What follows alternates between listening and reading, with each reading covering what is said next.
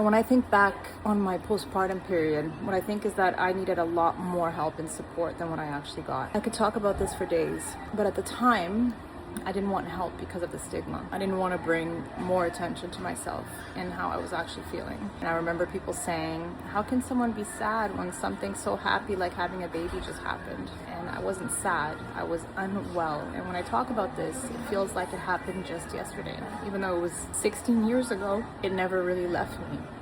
I'd like to think we're in a better place today than we were 16 years ago, but it's still not enough.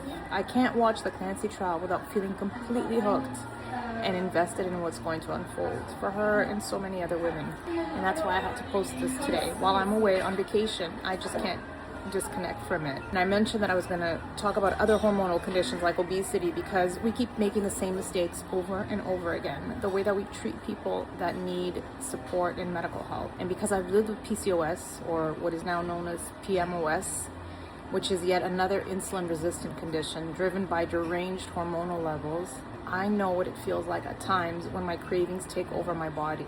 I call this the insulin beast, talking to me, talking for me, acting for me, and what many of you now describe as persistent food noise.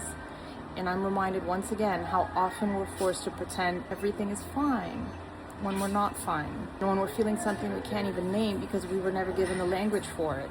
Then I also had the horrible menopause, another hormonal nightmare.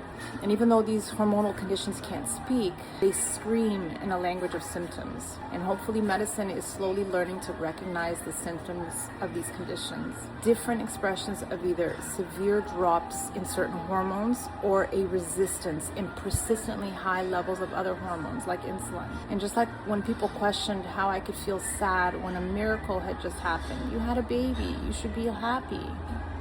It's similar to telling someone with insulin resistance to just eat less, or telling them they shouldn't feel hungry because they have enough food. But they're not hungry because they don't have enough food. They're hungry because a hormonal signal is telling their body to keep eating all the time. Just like a postpartum mom isn't sad because her baby isn't enough. She feels the way she does because of the hormonal messages intensely moving through her body, and the stigma and the blame and the shame. And I often ask myself, will we ever get there? I urge you to find doctors like I did.